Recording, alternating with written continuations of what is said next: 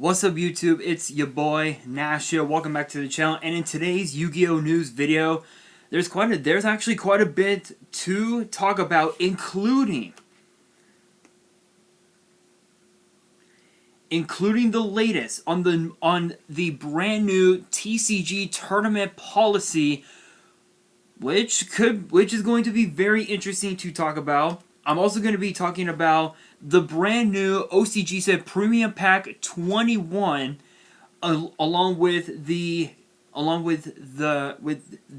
secret rare reprints, and a few new cards that are going to be in the set, and also a brand new card that is in the Ice Barrier Structure deck, as well as a V-Jump promo that was also announced. So let's actually talk about the Ice Barrier the new Ice Barrier card. Is called Vessel Miko of the Ice Barrier. And if I'm going to be honest, I don't know if I can try and show you guys what it looks like, but judging by what it looked by the artwork, it kind of looks like a different version of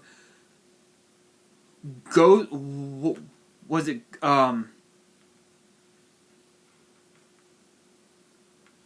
Bell. I think Ghost Bell and Sleepy Dogwood, something like that.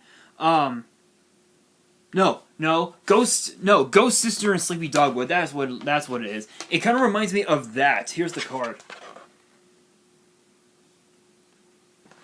So that's what the artwork looks like. That's what it kind of looks like to me. Ghost Sister and Sleepy Dogwood. But the name of the card is Vessel Miko of the Ice Barrier. It's a 4-star water spellcaster with 1,000 attack and 1,800 defense. And both its first and third effects are once per turns each. So its first effect says, if you control an Ice Barrier monster, you can special summon this card from your hand. So to special summon this card, this card from your hand, you have to have a cost, which obviously is having another Ice Barrier monster, which could be anything. It could be Brio, Trishula, it could be anything, which honestly is not too bad. Its second effect says, if you control another Ice Barrier monster, defense position monsters your opponent controls cannot change their battle position. So it has an effect similar to I'm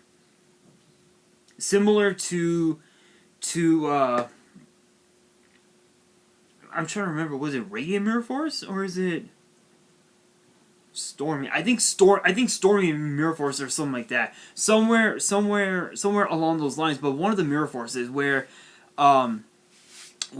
they can't change their battle positions, which is stupid crazy.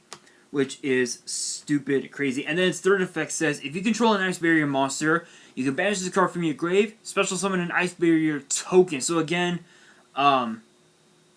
it's pretty much token spamming, which is perfect. Which is obviously perfect for the whole Verde Anaconda. The whole needle fiber link cross plays. It's perfect for that. So not too shabby. Honestly, I would probably put this to 2, just because you really don't want to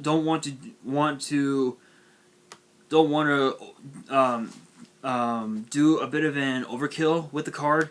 So I would definitely put it at 2, but it's still a pretty decent card.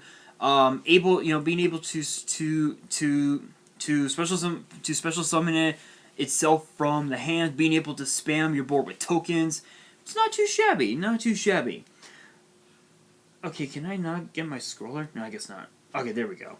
Alright, you guys, so now we have the a new tournament policy that is very interesting, because back in the day, because there was a lot of things that had that there's a lot that I'm going to be covering, or rather, I guess I can try, just because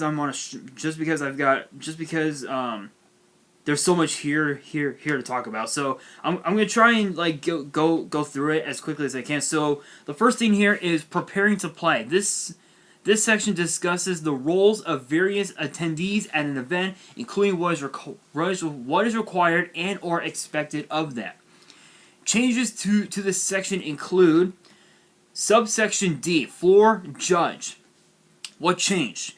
We have rewritten the examples of questions that can and cannot be answered using the same scenarios. Looking at the different kinds of questions being asked about the same set of card interactions helps clarify the difference between what a judge can answer and what a judge cannot answer. What does this mean? While judges do need to provide correct info, they should not provide strategic advice. Yeah, that's something that a lot of judges actually do from time to time, and that is actually that's actually provide strategic advice, especially at past YCS events and whatnot. That has happened, but this is one that completely changed, so that's actually really good. Questions should be asked carefully and answered carefully. To ensure this does not happen, the updated example should make it easier for duels to understand and how to ask a judge a question they can answer, and easier for judges to understand the correct way to impart info without coaching. Scorekeeper. We have clarified that the scorekeeper must use a duelist's full name to register them for a tournament. They cannot use nicknames or shortened names. We have always required this, but it wasn't spelled out clearly enough. When the scorekeeper registers you in a sanctioned tournament, they must use your full name. Don't make their job difficult by requesting they use a nickname or abbreviation. So just to pause right there, I want to point out that there are some people, myself included, who prefer shortened names just because because I don't like my full name. I don't think I've mentioned this, but my legal birth first name is Nicholas, and I'm just saying that right now. I do that is my name, but if you guys have known me for a long time, personally, you guys know that I prefer using Nick, or even here on YouTube, Nash, obviously. But obviously using Nash legal, I can't do that. But if I were to use Nick, I can actually use it. Okay, what's going? Really? Okay, there we go. I swear my laptop is being fucking stupid.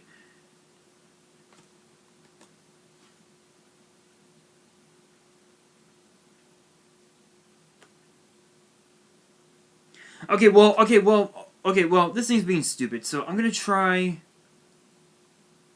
Let's see.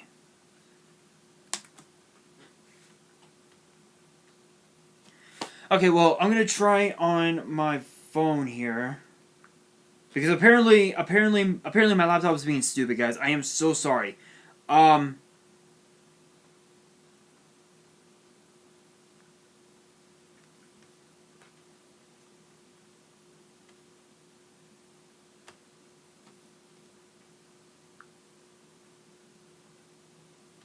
Okay, finally, there we go. There we go. Okay, fine. Finally, we got that done. Finally. Next up is media. We have further clarified and expanded requirements for media as sanctioned at a sanctioned event. There are specific requirements for media clearance at a tournament. Members of the media must ensure they meet them. Make sure to read this through carefully if you are planning to attend an event as a member of the media. So basically, I think it's what, cameramen and several other people. So all right, that's not that really. I don't think that benefits us. I think. Duelist responsibilities. This section covers the expectations and requirements for duelists attending an event. We have added some new info to this section, as well as clarifying previous policy. Changes to this section. Identification. What changed? Obviously. This section again references the need to use your full legal name when registering for an event, as it appears on your ID. So your ID, driver's license, and whatnot. We have also clarified what can happen for duelists who want to register and do not have an ID. If you have name change issues that are not reflected on your ID, you will need to speak to the tournament organizer prior to registering at an event. If you do not have an ID, the tournament organizer is limited on what they can do to accommodate you at an event. Neuron. This is an entirely new section providing official policy for in-tournament use of Konami's smartphone app Neuron. Offline functions that can be used during a duel are listed and explained. None of the online functions of Neuron can be used during a duel at a sanctioned event. Neuron is quite useful, and duelists are encouraged to use it, but make certain you understand which functions are allowed during a duel and which are not. You should also take note of requirements such as paper record of life point changes when using the life point application in Neuron. This is a new section, so read through it carefully. Understand policy. We have update the list of tournament policy. There we go. Tournament policy documents to include addendums such as the official KDE US TCG tournament policy speed duel addendum. We will occasionally add addendums to tournament policy. They are not complete documents in and of themselves. Instead, they are shorter documents that cover policy additions or changes that are specific to a particular format. In this instance, speed duels. You will still need to reference the main documents to get a full understanding of policy. Unacceptable behavior, pretty much the same. It's, again, we all know, and any behavior that's unacceptable, fights or whatever, you're getting kicked out. You're getting kicked out. Health requirements, and also, again, face coverings, obviously with the pandemic still going on. Proper attire, obviously wearing clothes that wearing clothes that are best suited for a tournament. So like jeans and maybe just a pair of jeans, a regular short sleeve shirt, whatnot. So yeah, things like that. Tournament play, deck registration. Which obviously Neuron has been added as a way to register your deck, which is actually really good. Now double sleeving is allowed, which is interesting because back in the day you couldn't do that. You could not do that. Double sleeving, you couldn't do that. So, I thought I had something. But I guess not. But if you have one of those if you have a clear sleeve, and you want to put it in, and you want to use it into one of the tournament legal sleeves, then you can actually do that, which is really good. Tournament materials, nothing's changed. With this one, they were just clarifying basically what's going on. Obviously, you have to have a pen and pencil or paper. Pen or pencil and paper must be used to keep a written record of the scores for each duel in the match. Yeah, so obviously you can't use certain apps, certain life calculator apps. You can't use those. You have to keep a record yourself. So that's pretty interesting. Note taking again. You have to have pen, paper, whatever. Loops.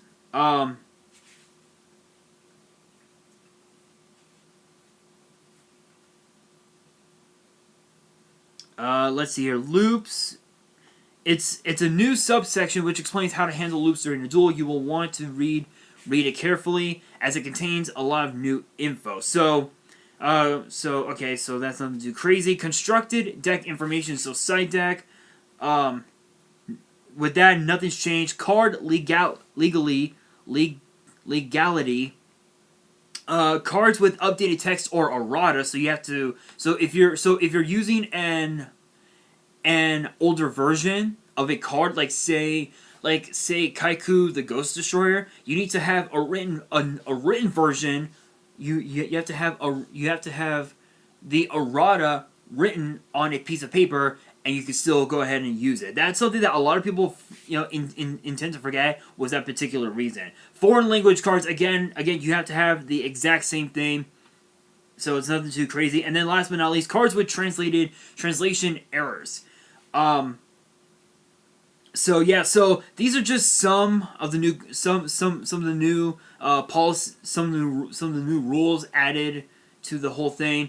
Honestly, I think it's great that they're now that we're starting to finally get tournaments back into the fold, because when you think about it, when you think about it, 2020 has been one hell of a year. I think the last YCS we had was the 3v3 in Vegas, and and honestly, that would, and I think I don't remember who won that one because I didn't keep up with it. But yeah, so that's pretty much that. Um, obviously, obviously two. If you guys want to check out the new rules. You guys can definitely check out YG organization, which is what I use. Shout outs to them. So next up, the brand new premium pack 2021, which was revealed. Um, so there's nothing much to talk about except that the distribution method for the set will be revealed right around the end of the month, so in a couple weeks. But I will be revealing a couple of the new cards, the um and also the secret rare reprints, which is the first thing that I'll be talking about which is the first part I'll be talking about. So to name off some of them, we have Red Blossoms from Underroot, which is an excellent reprint. We're finally getting Crossout Designator. So we have Crossout Designator, Striker Dragon, Draco Masters of the Tenny, Prime Mathmech, Alamberton, Valkyrie Sigrun, Primal Dragon, Win the Wind Charmer, Infernoble Knight Renaud, Armor Bitron, Machine Metal Cruncher, and Virtual World Hime Nian Nian. So Nian Nian is kind of an interesting reprint, given the fact that we just got the card in Phantom Rage. I'm curious to see how this set will come to pass. But we actually do have something here. We have 3 new cards coming out of this set. And the first one is actually a GX, is a card from GX that we saw in the GX anime, used by none other than Jim Crocodile Cook, and that card is none other than Shell Knight. We finally got Shell Knight. It's a 4-star Earth Rock. It's a 4-star Earth attribute rock monster with 0 attack and 2,000 defense, and its second effect is a once per turn.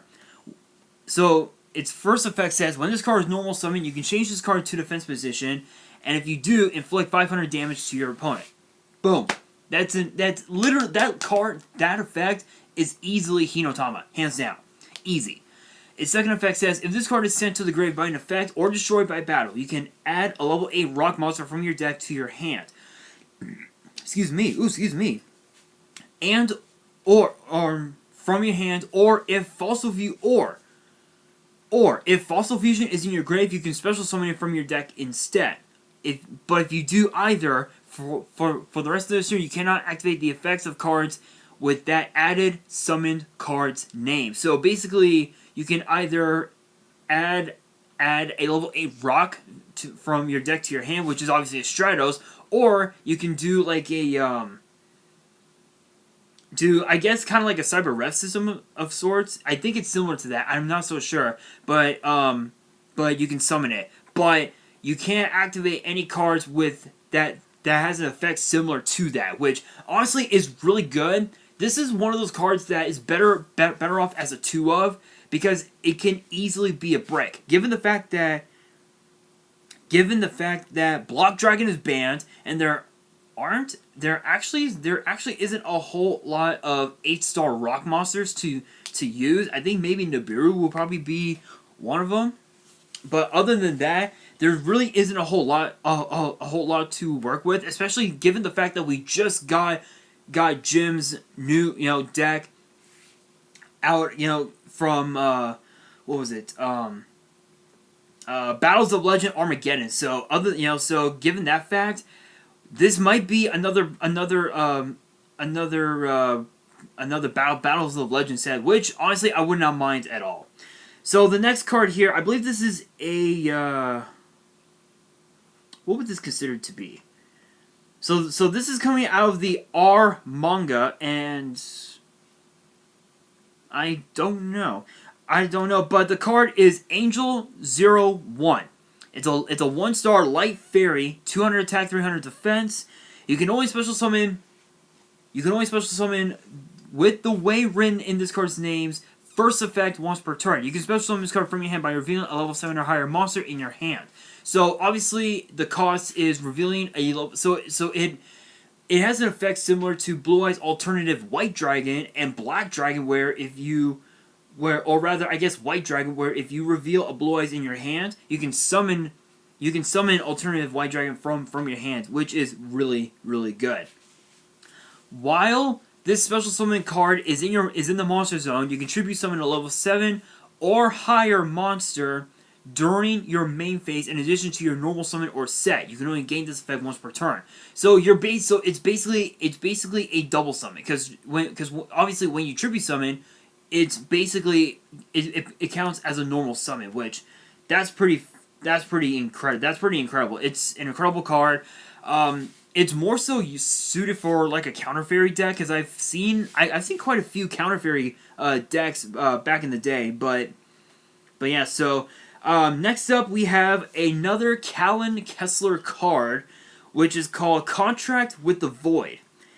It is a normal spell. If you have at least 3 other cards in your hand, discard your entire hand. Then you can special summon 1 Infernity monster or level 8 Dark Dragon Synchro monster from your grave. So it's essentially a monster reborn. So if you have at least 3 cards in your hand, you send them to the graveyard, and then you get the monster reborn effect, which is really good. Again, it is a cost, but given the fact that Infernities don't really care about having cards in the hand, it's absolutely incredible. So it's essentially like it's kind of like I guess it's kind of like a Dark World deck in a way, but instead you can actually continue to use the effects over and over again instead of being like a soft once per turn, if that makes sense. Alright, you guys, so the last thing here that I wanted to talk about is another VJump promo for February 2020. And unfortunately we don't have any information on it, but we do know that the name of the card is called Proxy Horse. And it looks like it's a 4-star light attribute, obviously Cyberse monster. The only thing that we know is that it supports Link summoning, and it aims for the highest and best Link summon possible. No one knows what the effect is. I can't wait to find out what that effect is. But guys, that is going to do it for this video. Question of the day: what are your guys' thoughts on the new rule on the new rule change for the next competitive tournament if it comes out? Let me know in the comments below. And that is going to do it for this video. Hopefully you guys enjoyed. If you did, smash that thumbs up button. If you guys are new to the channel and you guys want more, if you guys love seeing these news videos for Yu-Gi-Oh and WWE, definitely hit that subscribe button and hit that notification bell so you guys don't miss out on any new content that comes your way. And be sure to follow me on Twitter and Instagram. All the links are down in the description below. And on that, this is your boy Nash, signing out.